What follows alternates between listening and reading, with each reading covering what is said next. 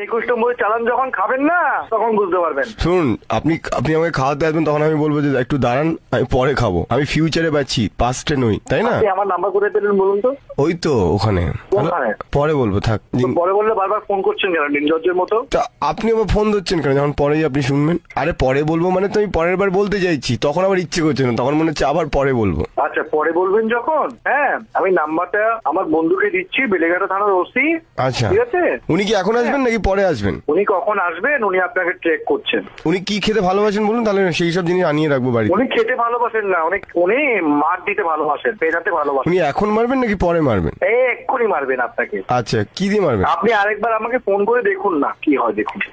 দেখুন, আমি একটা জিনিসই আপনাকে বারবার বলতে চাইছি। হ্যালো, বলুন বলুন। থাক। দাদা আপনার জন্ম কি সোনা? আমার জন্ম কোন জায়গায় জানেন আদতে? কোথায়? থাক।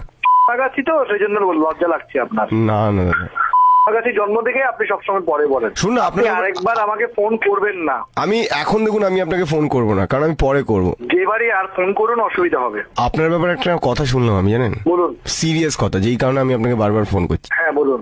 পরে বলবো বরং। আপনি বারবার ফোন করছেন, আমার ক্লায়েন্টে আমাকে ফোন করতে পারছে, ওরা মোবাইল বিজি পাচ্ছে না। ফোনটা ধরে বলে দিন যে আপনি পরে বলবেন। বাচ্চা তোর মা